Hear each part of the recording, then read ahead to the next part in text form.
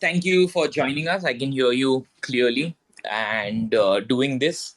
Uh, really appreciate you doing this, and we are super excited to talk to you and hear your story and see what you're doing and what's the future with Zen Academy and Zen Chats and everything you're doing. Yeah, I mean, I'm excited too. Thanks for having me. Awesome. So I'm just making a tweet saying we're live, and then we will, yep, and then we will start. All right. So, Zeneca, tell me a little bit about what did you do before crypto? I think that's an interesting story. And then maybe and when did you enter into crypto? We would like to know a little bit about that.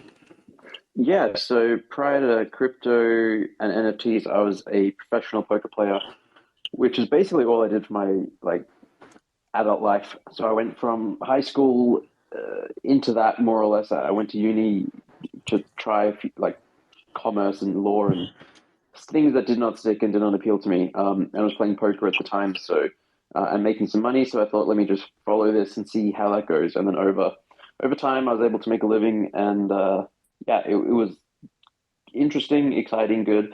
But after 10 years, I was sort of like over it and trying to explore what else to do with my life and what other direction. I couldn't really find anything until NFTs really came along. I got into crypto a little bit in 2016, 2017, I think like a lot of people. And then when that massive bear market hit, I left the space because I didn't really have the conviction then that I do now.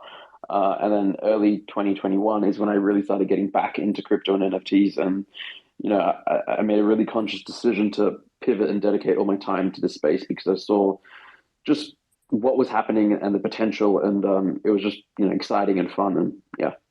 Very cool. So, see, I think again, I don't know a lot about poker, but I assume a lot of math is involved, a lot of uh, and all that is involved. So, why NFTs and why not DeFi or something else? Why did NFTs catch your eyes? So I guess to begin with, it wasn't necessarily NFT specifically. So if we go back to February, March last year, it was definitely crypto in general seemed fascinating to me. So I was looking into DeFi. I was looking into altcoins. I even looked at shitcoins and meme coins for a while and explored playing with fire there. But ultimately, NFTs, I think, attracted me the most because they're fun.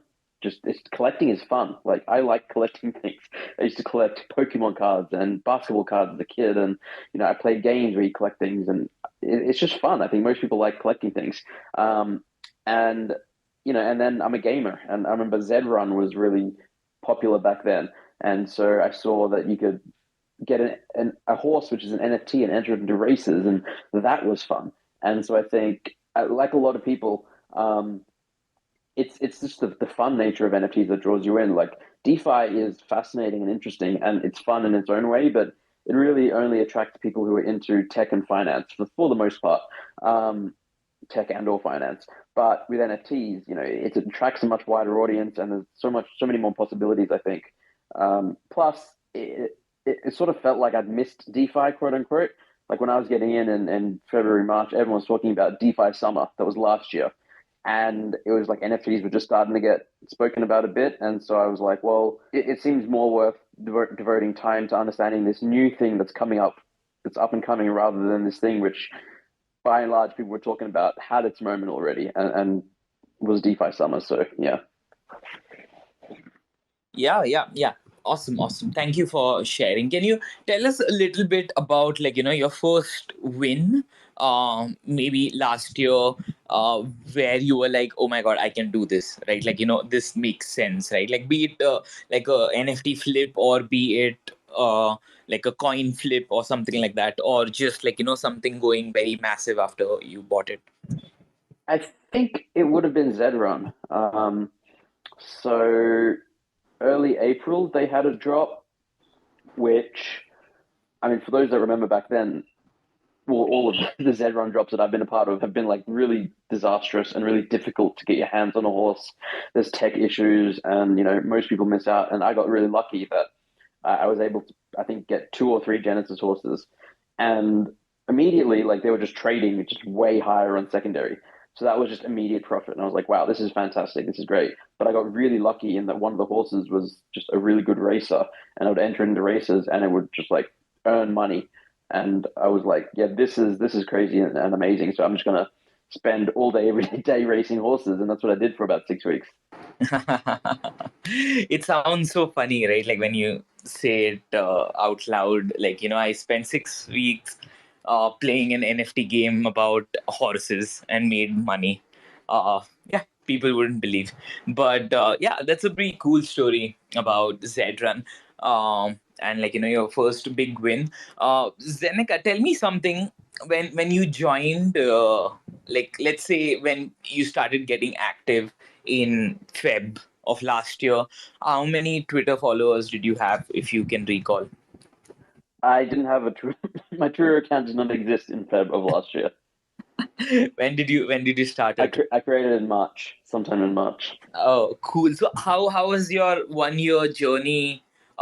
Maybe more than like 1 year, 1 month journey from 0 followers to 231K, I guess, right? Like how did that happen? Yeah. So I think for the first 2 to 3 months, I created my Twitter account because I wanted to. Well, because I saw that everyone in the NFT space was on Twitter, and I wanted to follow people. I wanted to take part in giveaways and just like yeah, read content. And I just didn't have that many followers. And I started posting some stuff, and occasionally, I'd write a thread, and a few people would like it, and would get shared every now and then. But it let's see. I think in June, yeah. So I think I bought my Bored Ape in May, and I started my newsletter in May. Um, and that was when I started producing some content. And then in June is when I, started growing from a couple of hundred followers to 1,000 and 2,000. And a lot of it was on the back of a Bored Ape, like 8 follow 8 was a big thing. But I was also producing my newsletter content and sharing that, and people really seemed to like the content and would share that as well. And then I think later in June, time is so weird. It might have been May, but sometime around then as well, I started posting these daily stats updates on Twitter where I would track the floor price of various projects and just, tweet them out once a day with some commentary. And this was before there were like there were just no websites where you could go to look at the floor prices of projects. OpenSea did not have the floor price of projects on there. It was like this was basically the only place. Either you tracked it yourself or you followed my Twitter and could get it. So um, that is when things really started blowing up because I would post them every single day, and it seemed like everyone would like, comment, retweet, and just find value out of it. And it just sort of blew up from, a few thousand to 10, 20, 30, 50, 100,000 in the matter of a few months. That's crazy, right? Like, so I mean, the takeaway from this is like, even if you have a 0 follower page, if you add value, if you post something which people can learn from, or like, can find some kind of value, you can clearly, like, blow up your account very fast. So that's a great, I think that's a takeaway I would take. Yeah, Just I just want to add one thing there Yeah. as well. It's I absolutely agree with that. That one of the best ways to grow your following is to add value consistently and repetitively. But I certainly got lucky and was like right place, right time. So when I was doing it back then, there was just almost no one else creating content for NFTs. There were no websites where you could go to get it. Now it's like you're competing against dozens, if not hundreds, of other people trying to create content and that are adding value, which is great. But it's just, again, right place, right time for me. I was creating content without many people, and it blew up. Um, I know many people now who, to my mind, are just producing higher quality content with more work into it than I was doing back then, putting it out every single day, and they haven't like blown up yet. I think that if they keep doing it, people will catch on and just keep following them. But I would say it's a bit more of a grind now than it was then. I just got lucky in a lot of respects to be putting content out at that time. Yep, I think that also plays a role. The timing, who sees it, who retweets it, like, everything matters in some or the other way. So, Zeneca, tell me a little bit about, like, you buying Bored Ape, and like, how did it change the trajectory of everything you are doing, right? Or did it not? Like, I'm just assuming. Uh Yes, I mean, my Bored Ape purchases were basically FOMO purchases because I missed the mint, and then for a few weeks I'd seen them all around on Twitter, and people were talking about them, and I mostly ignored them, and I was like, yeah, was stubbornly not buying in, but eventually it just reached this tipping boiling point when it was like the only thing that was on my timeline ever was people showing off the Bored Apes, and I was like, you know what, I need one. I don't want to miss out. I don't want to miss out on this thing. Um, and so that's what led me to buying my apes. And I think in terms of contribution to everything, it certainly helped again in the form that going from like a couple hundred followers to a couple thousand is the hardest part. And then just having a Bored Ape at the time, and you know, eight follow eight was a real thing that everyone was doing. Now it's a thing that people still do who join and they get a bunch of followers, but like everyone was just actively following everyone, and engaging with one another, and it was this much smaller community. And getting to a couple thousand followers is huge. So it certainly contributed in a meaningful way early on.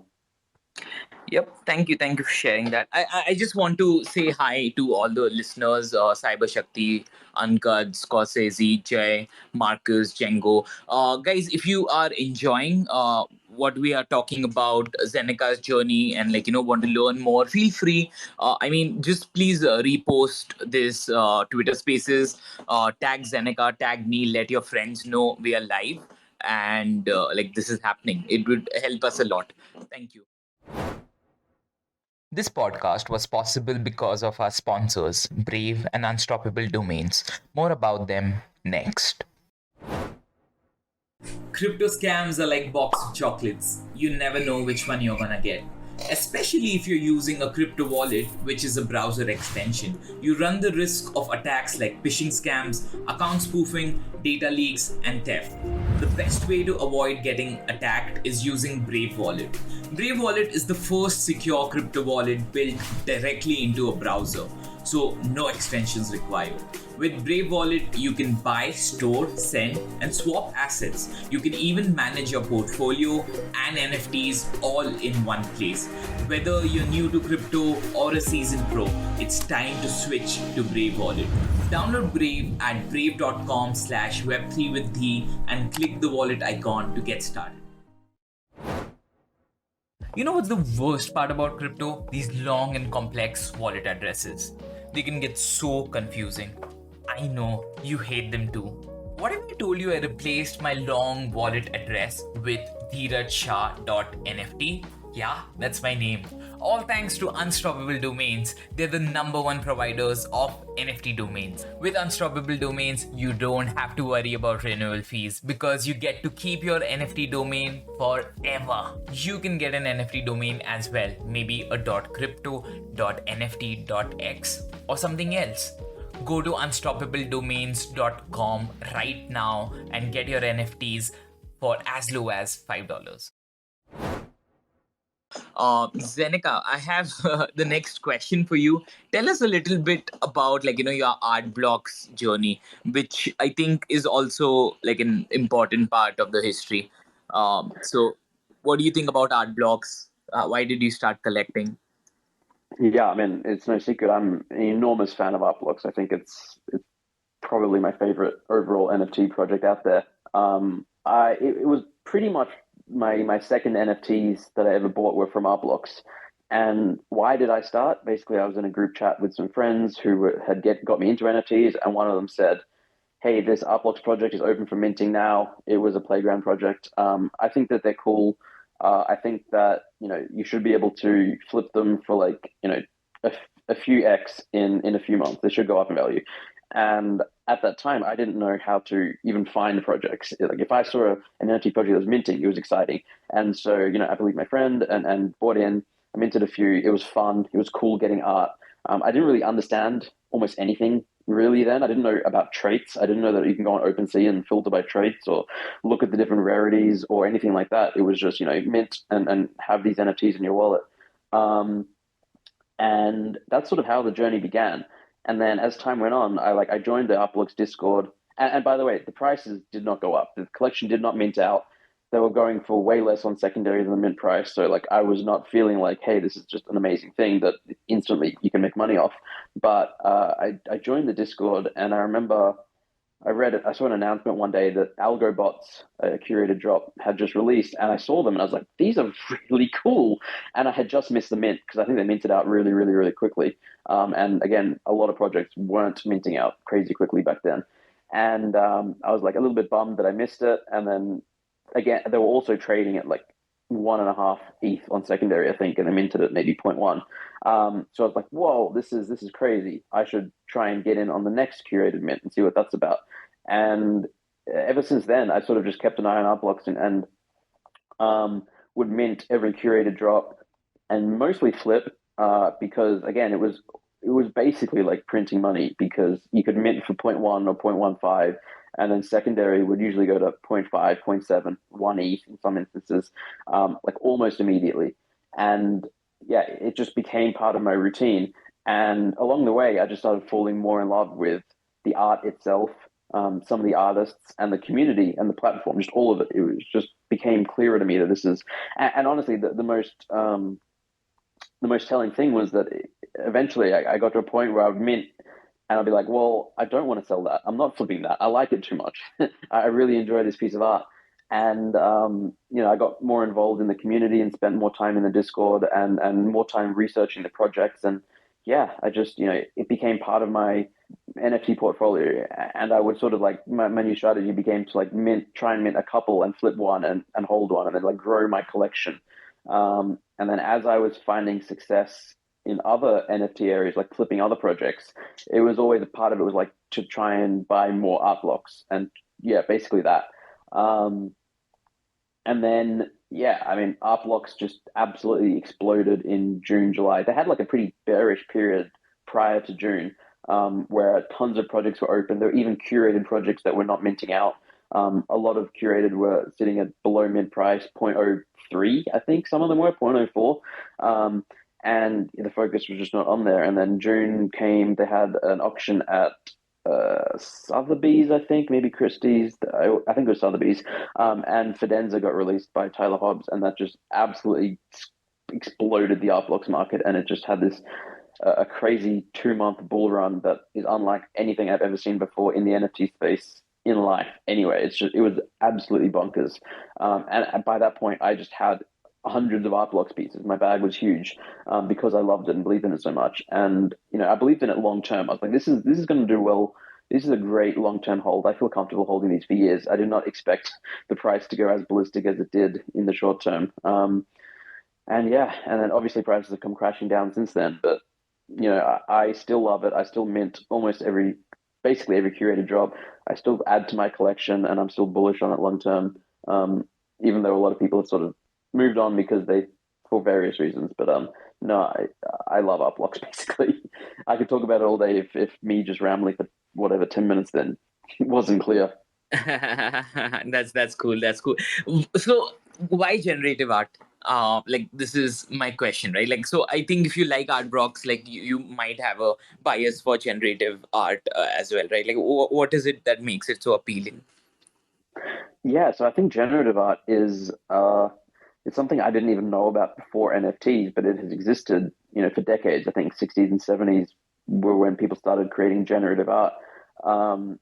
And as an art form, it was always, you would generate a bunch of outputs, pick your favorite ones, and maybe sell those as prints or maybe hang them up.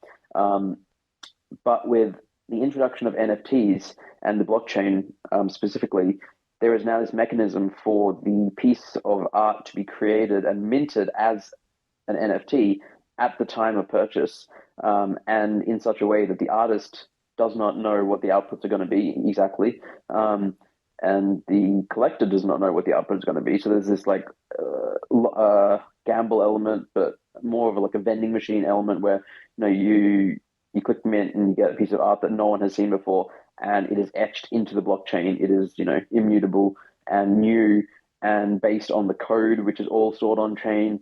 And to me, it's just like this perfect use case of blockchain technology and art and NFTs. And it's hard for me to come up with too many other. It's just so native to NFTs, honestly. Like digital art is also really fantastic, one-of-one digital art, and collectibles and everything else. But I think generative art specifically is just, again, the perfect hybrid of technology, art, and the blockchain. Yep. Thank you for sharing that. We just did a space few days back or yesterday with Zinc talking about the history of generative art. So that was a nice one. I personally love the concept, and like you were mentioning, right, like earlier people used to create multiple of these pieces, and they used to discard the rest of them, right? Like they used to pick 1, 3, or 10 of the best pieces. But now what we've seen is, like, due to NFTs, something called long form generative art. That means instead of discarding like what you don't like, you still build a collection up to 1,000 pieces, 100 pieces, and try to make sure that, everything along those pieces looks good, right? Like, so you have to code in a certain way to make it look good, which is what I find really interesting. Yeah, 100%, 100%. Awesome. So, Zeneca, just talking a little bit general about NFTs. What do you look in an NFT project when you're purchasing something? I know, I mean, there's no right answer, but just want to hear your opinion. Yeah, so I always look at the team behind a project first and foremost, more than anything. Um, and even if it's art, like obviously you look at the art, but I also want to know about the artist behind it, especially if it's going to be a large purchase or I want to purchase multiples. And I think, yeah, to me, the team or the people or the person behind a project or an NFT is the most important factor. Um, Beyond that, I will look at the art and the roadmap and the vision and any potential utility and all of that kind of stuff. But I think it sort of starts and ends with the team for me.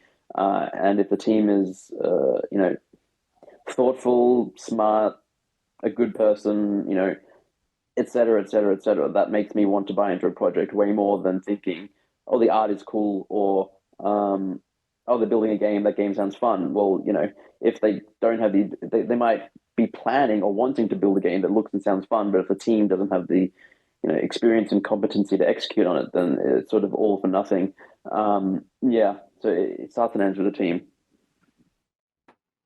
Awesome.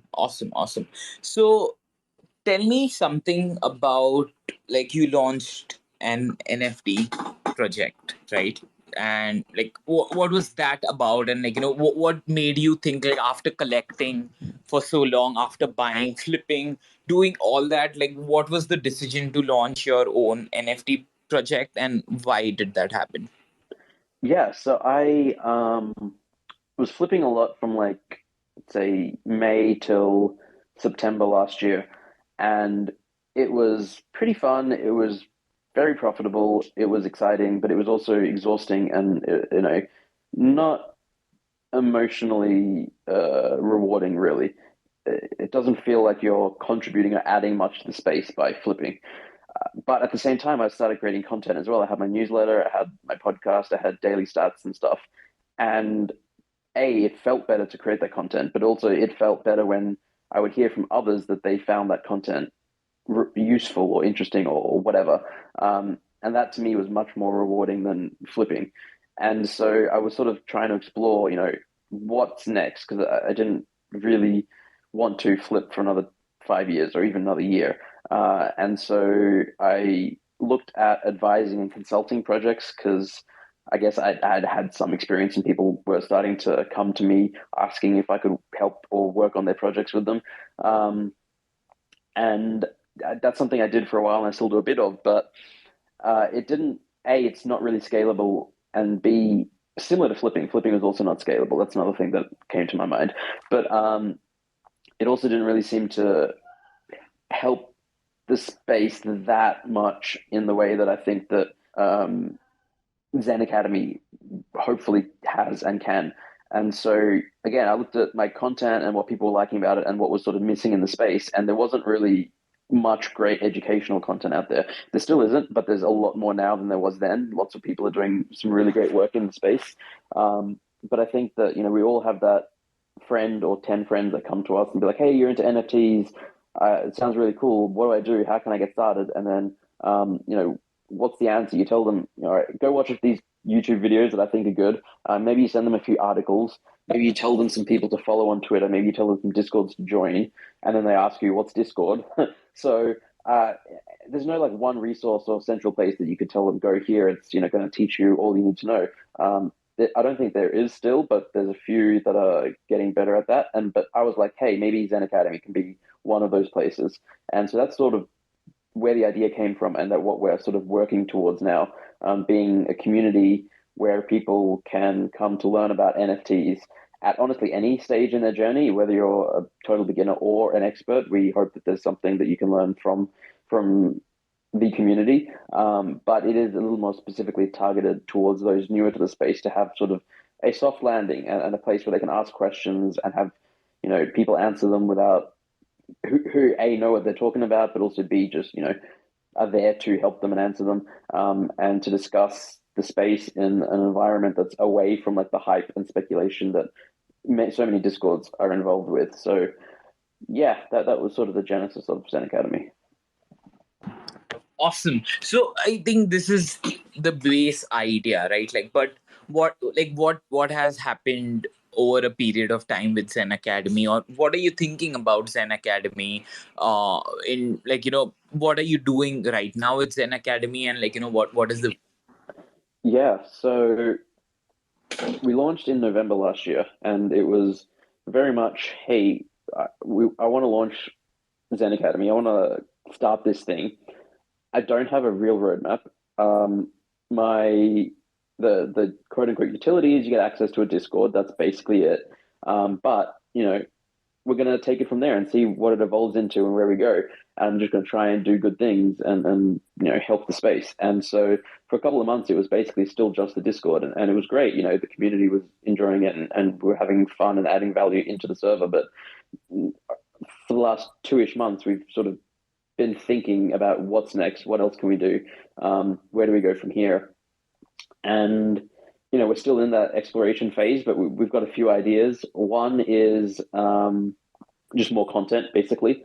Like, it's great having me produce content. I have my YouTube show now, or channel with multiple shows. I have a podcast, have another podcast coming out. I write articles, and I put a lot of content out there. But again, that's not scalable. And that's the biggest thing. So we're trying to look for other content creators to come in and produce content on things that they're experts at that maybe I'm not. Like, I'm not a dev. I don't know much about smart contracts, but there's a lot of people who want to know about smart contracts. So we're exploring getting developers in to maybe create content in that vein. But the other thing is that, I did not want to launch a PFP project when I launched Zen Academy. Like, that was not my initial goal or vision. The market had so many of them, and it just didn't feel like it needed another. However, now several months in, we're exploring that option because I feel that I've started spending a lot more time thinking about lore, world building, storytelling, and like the emotional connection that people have with NFTs and to NFT communities and projects. And I think so much of that is baked into a PFP project, like a PFPs or other NFTs that they can use to represent themselves, that be their identity in the metaverse. And so I think we are exploring it as something that we want to work towards, probably, honestly, like end of the year. It's like, this is a months away type thing. We don't want to rush it. We don't want to just put something out there for the sake of putting something out there. We want to make sure that it's adding value to our community as well as to the space. We want to make sure the art is amazing, and fun and in style. We want to build a whole world and universe around it. So we have someone who's a creative writer. She's writing a lot of the lore and backstory about the characters and the people in this world, and the guilds and all of that kind of stuff. There's a lot of fun that we can have. So yeah, those are, I guess, the two things. We're sort of working towards our own PFP project and, I guess, universe that Zen Academy exists in.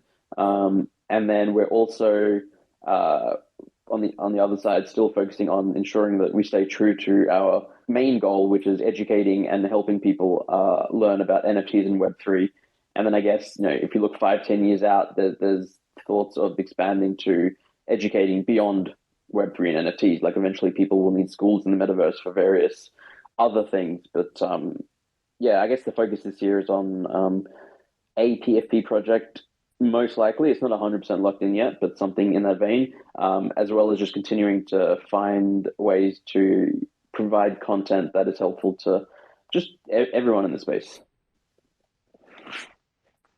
Yeah, that's pretty awesome, right? Like that's good to hear, man. Like and this is like a lot of thought goes into doing all of this, so like that's it's good to see, right?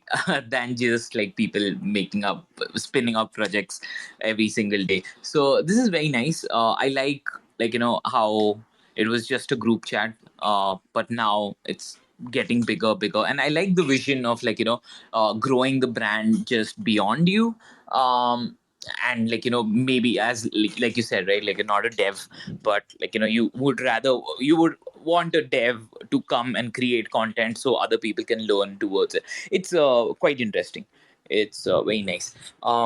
Okay, my next question, before I ask, just want to ask, the listeners, thank you for listening, and if you can share the Twitter space and let your friends know that we are live, it will be awesome. Just yeah, it will be pretty cool. So tell us something, how did you meet the people from NAS Academy, NAS Daily, and now there is a course which you are doing, right? Like, so can you tell us a little bit about that backstory, and then you went on and created a course? Yeah, so I got connected to NAS Academy through Ben and Mai from Curious Addies, a project that I advised on. I still advise on, but I advised heavily on in the lead up to their launch about 6 months ago. Ben, I think, went to school with Nasir, who founded NAS Academy. I knew him from there, and NAS Academy as a platform is it's basically like a masterclass style platform where creators can create courses and share that with students. And NAS Academy had been wanting to move into like Web3 a little more and provide content on like crypto and NFTs. And so Ben made a course on, I think it was Intro to NFTs or NFTs 101 or Crypto 101 or something like that. And that was like really well received, and there was a lot of positive feedback. And so, yeah, I mean, they basically reached out and asked if I would be interested in creating some sort of course with them. And that's where that was like sort of the genesis of the idea. I think that was like December last year is probably when we first started chatting. And then it was sort of a month or so exploring whether I did want to do that, and if so, what was the content of the course going to be. And eventually we decided on, how to launch an NFT project. And yeah, and they basically took care of almost all of the work in terms of they flew me to Dubai where they have a studio, like full on setup, multiple cameras, a director, producer, a set, and they recorded everything. Like I was on camera doing the recording, but they helped with the recording and the editing and putting it all together. And basically, yeah, that was about 2 months ago. And then they've been editing the videos and creating the syllabus, not the syllabus, but like the additional content to go along with the course since then. And yeah, it's exciting. I'm really interested to see how it's received. I think that it'll be interesting because there's a mix of people taking the course. There's people who are relatively very new to NFTs, but then there are people who have been in the space for 6 months. And I think it's going to be difficult for everyone to be very pleased with it. But I think that, or at least I hope that that everyone will learn something from the course, and hopefully several things. And that's sort of the goal. And yeah, so it releases. It's available for sign up now, and then it goes live on Sunday, I believe, in 2 days. It's very exciting. Yeah. Awesome. Yeah, we're looking forward for it. I've pinned the link in the Twitter Spaces, so you guys can go and check it out. Zenek, would you want to share a little bit what's in the course, like just a small highlight, whatever you can share, so people know. Sorry, the connection just cut out for a second. Could you No repeat that, problem. please? So, would you want to share something that's quite interesting in the course, which you would want people to know? Yeah. I spent a good amount of time talking on community building, marketing, community building. I think that's something that a lot of people have questions about when it comes to launching a project and having other people like find it and want to be part of it. I think at the end of the day, it's not that difficult to actually launch a project. There are you can go to OpenSea and just mint an NFT now. There are websites where you can go and they do all the smart contract work for you. You just plug in some art and bam, it's launched.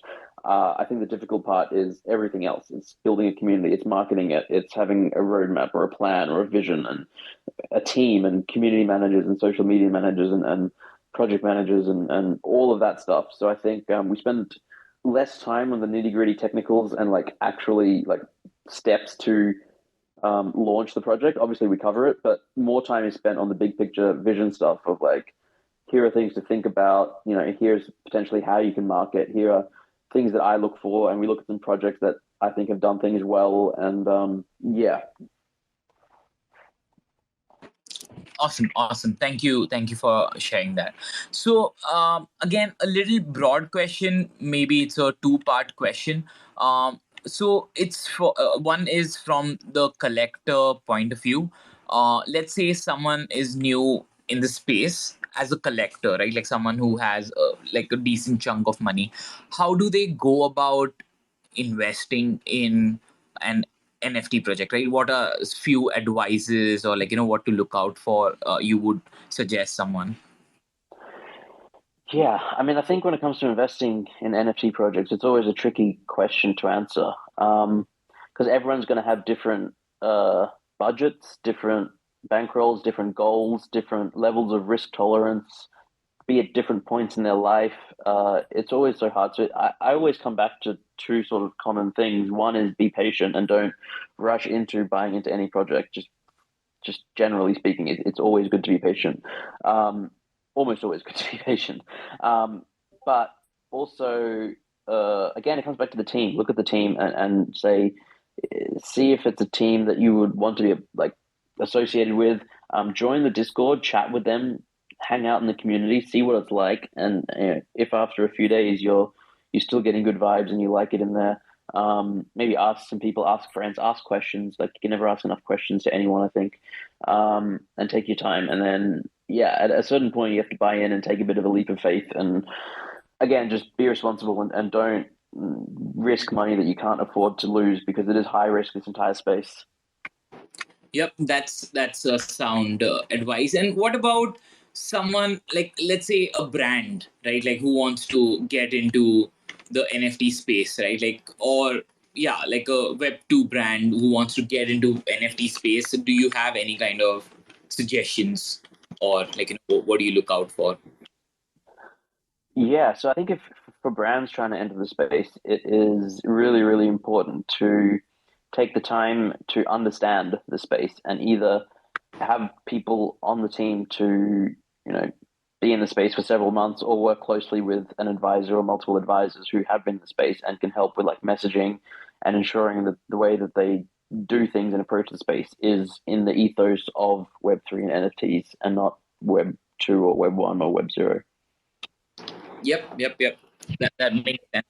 So, like there was a lot of discussion about, uh, like I just want to know from you about the 333 club, right? Like, what is it? And like yeah, can you tell us a little bit about that? Like, there was a lot of Twitter controversy around like the pricing and everything, right? Like, so just want to understand what does it do, and like why is it priced at why was it priced at like such a high price point? Yeah, so the 333 Club is when we launched Zen Academy, there were basically two price tiers. One was the general Zen Academy NFT Genesis membership option for basically most people. It was priced at 0.033 ETH. And the other was this 333 Club, which was an idea that I came up with because I had been advising and consulting a decent amount at the time.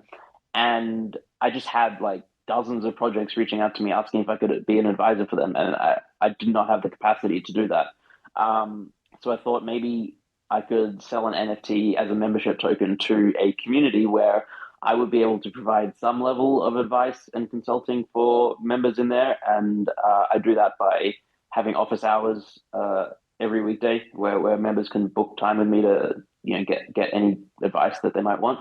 But also in the hopes that the community itself would be a place of founders and builders and creators and people who can help one another and learn from one another and network and collaborate. And that was sort of the genesis of the idea. And the price of 3.33 ETH, yes, it's expensive for access to a Discord and consulting and all that kind of stuff. But and there was some controversy around it because people thought it was crazy expensive. But and I thought it was crazy expensive as well. I was a little trepidatious about it. It was not lost on me, but I thought, let's try it. Let's see, whether people will value it and whether the market will value it. And I think, fortunately, as time has gone on, people and the market are seeming to be valuing it highly. We are almost minted out. So that's the other thing. It's like I didn't want to just allow anyone to mint it. I had like an application process where I personally read all the applications and go through it and sort of try and find people who just are not trying to flip it. I'm not looking for an alpha group because it's not an alpha group. And are just like genuine good people trying to build and network and learn in this space. And so, yeah, it's been, I think, 5 months and we're almost minted out. I've still got, I think there's about 20 to 25 spots left. And yeah, it's going well. Secondary market, there's been a decent number of sales between like 5 and 9 ETH for it now. So that's the other thing. It's interesting because as time's gone on, people have been able to see that, hey, these things are selling for double mint price on secondary. So maybe I'll apply and get approved and then immediately be able to flip it. So I've been trying to avoid as many of those people as possible. And I think I've done a decent job. Occasionally, some people slip through the cracks, but I'm okay with that. Yeah, honestly, I love it. I think it's such a wonderful, small, tight-knit community that, a lot of people, at least from my perception, have got a lot of value out of. And we're doing some cool things. There's now like a 333 project where a bunch of members are coming together to launch their own project. And there are, we're planning in real life meetups. A bunch of members are meeting up in Singapore, and then we're going to do something at Nft NYC. And it's just like it's a small, close knit community where I try and make more of my time available for like helping founders, really. Yeah, that sounds wonderful. That sounds wonderful. And you gave us a little bit about how people are coming together, creating their own projects, doing these meetups. It's just very nice to hear, right? Because they connected because of you and just part of your community. So I think it's very wholesome in a way. Awesome, guys. We have some time. If you have any question, quickly request and I would like to pass on the mic to Ashutosh and if you have any question, Ashutosh, do ask. Hi, sure. Hey, Roy, thanks for joining in today. So, I've been following your account for a while, and you talk a lot about whether it's on the Zen Academy Discord or your Twitter or other places, the podcast. You talk a lot about mental health and burnout in the space. So, and you've been always been very vocal about it. So, is that something that I know you still want to talk about it, but is something that you want to incorporate in Zen Academy in the future, or do something around it, or build something around it? Yeah.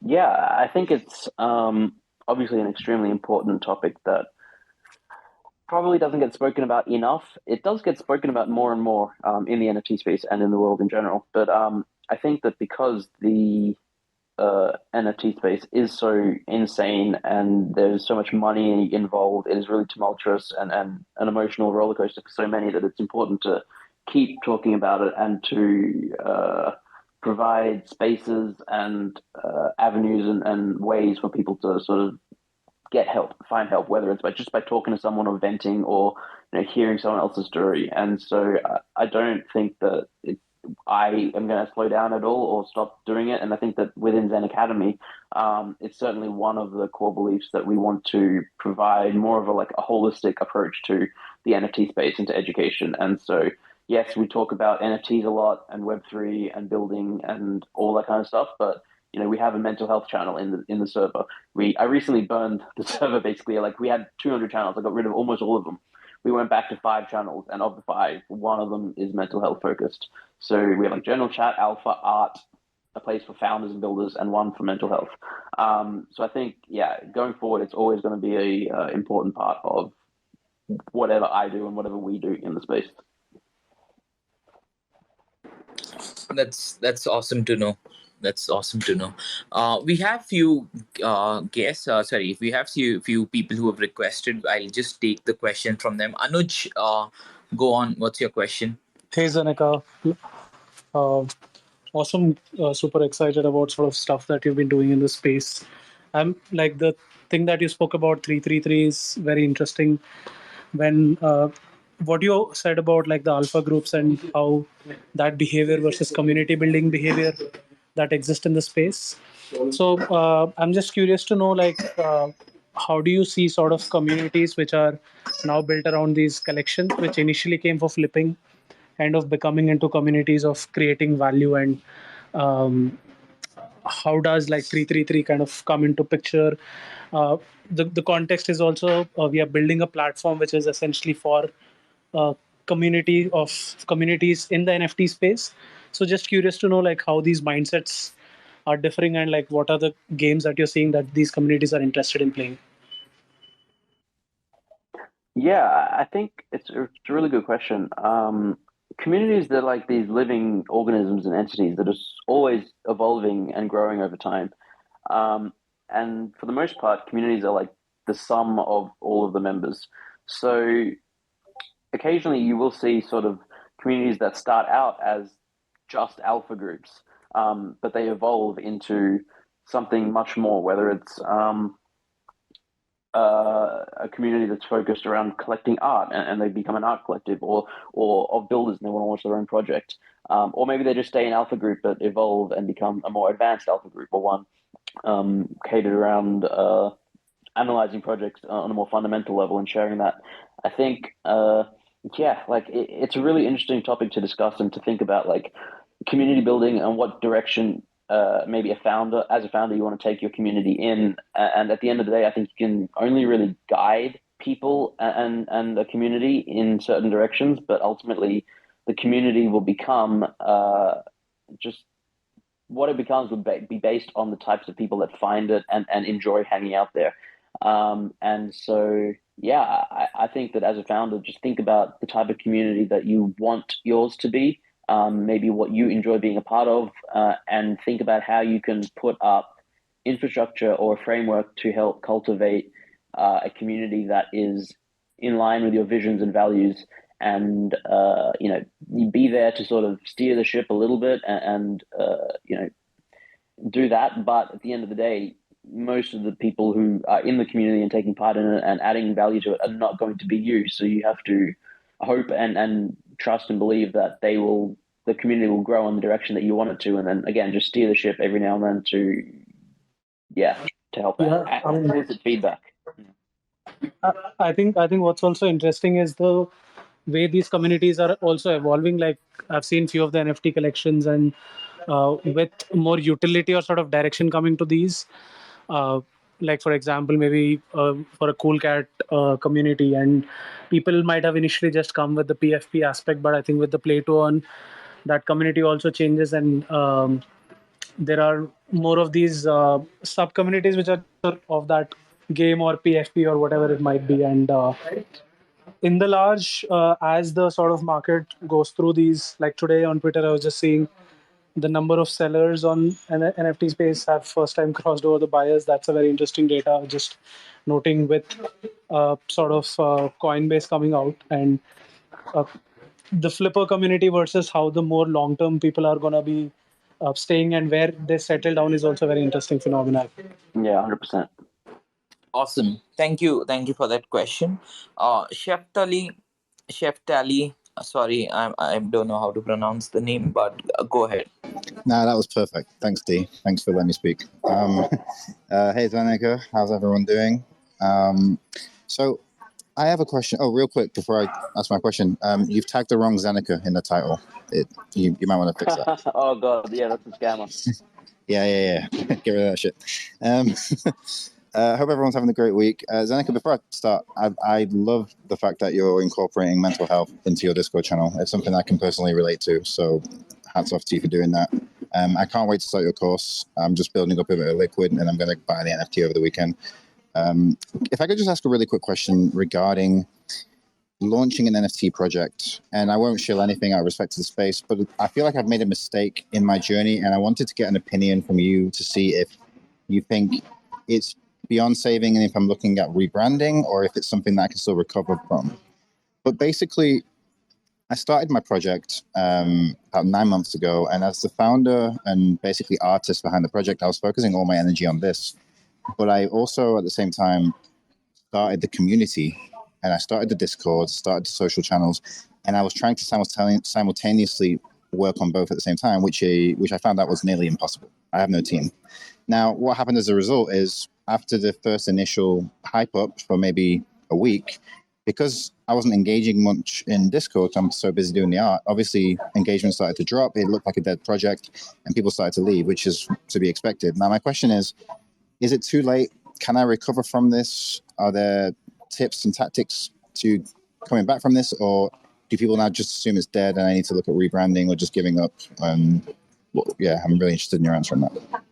I wouldn't say it's dead. I think that rebranding is definitely a reasonable option and approach. But you can potentially like relaunch and like under the same brand, and these projects sort of do that where they sort of make a big announcement and say, hey, we have a new team member, we have a community manager, we have a new roadmap 2.0, we're doing this, that, and to get some excitement back in the community. And if from that point onwards, you can ensure that there is engagement and that you're continuing to market and get new people interested into the community and joining, then yes, I think you'll, I think you can proceed at a pretty okay pace by doing that and getting like the existing members to become more engaged, and perhaps those that left the server might hear about you again and be like, oh, I was in there, let me go check it out again, because it seems like they're doing stuff and there's more happening. But yeah, I think it's extremely difficult as a single person to create the art and try and manage a community and do all of it. It's almost always advisable to have help and build out a little bit of a team to manage some of the other stuff. 100%. Thank you so much. I am trying to build a team. It's not as easy as I thought, but I'll get there. Yeah. Awesome. All the best. Yeah. Thank you. Awesome. Great question though. Like, like what happens if a project dies, right? Like, but the creator still wants to run it. The community might they might have bought it for flipping. Anyway, so Zeneca, I have few closing questions. What are you most excited about right now, or like in future, in this space? If you could answer that. Let's see. What am I most excited about?